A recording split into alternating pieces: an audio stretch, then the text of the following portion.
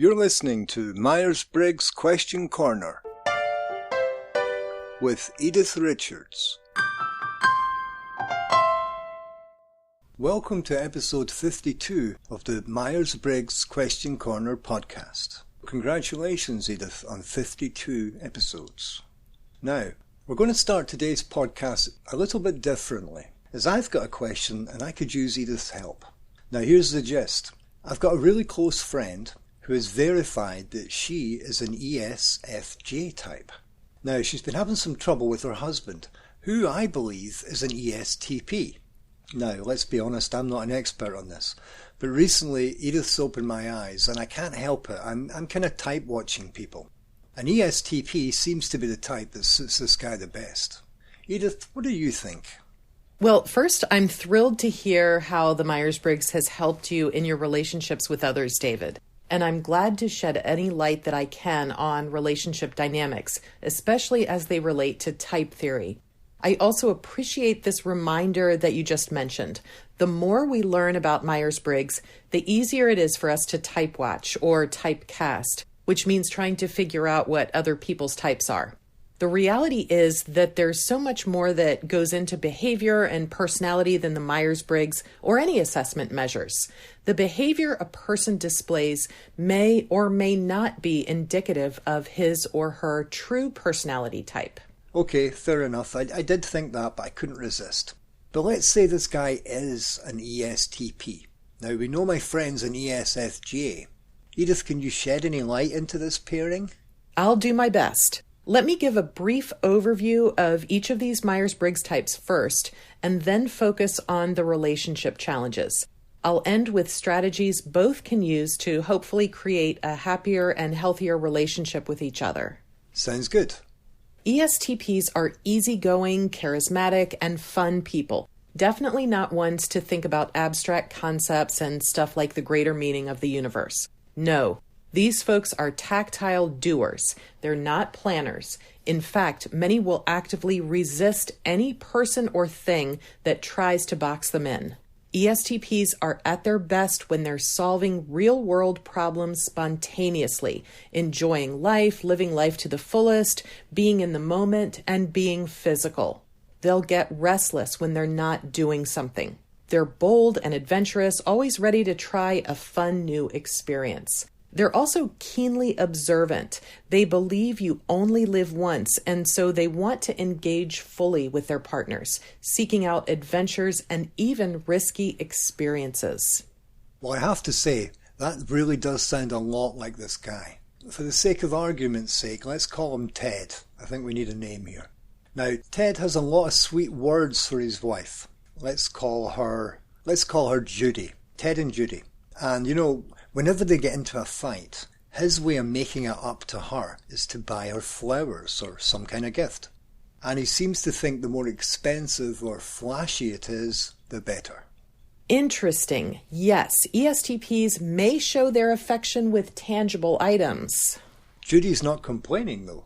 Well, I'm sure she's not, but ESTPs aren't quite as skilled with emotional needs. And it's not about them not caring, but rather emotions just aren't comfortable for them.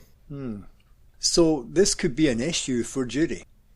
She is a really sweet and sensitive person. Right, and speaking of Judy, let's talk about what ESFJs are like. Like ESTPs, they're sociable and energetic and also warm, thoughtful, and responsible. They're known as the hosts and hostesses of the world because they truly value their relationships and they have this sense of duty to their loved ones. They never hesitate to offer help when help is needed, and they're super organized.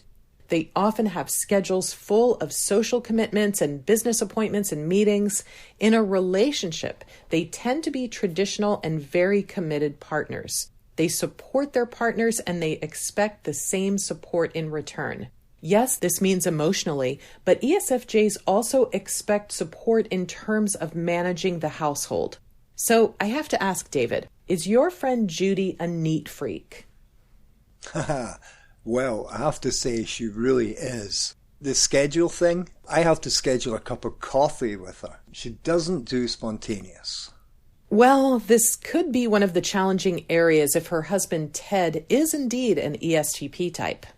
It's interesting because this is one of the things they fight about. Judy is very precise about what she wants, how she wants things decorated, where the placemats go. There's not one item out of place in her house.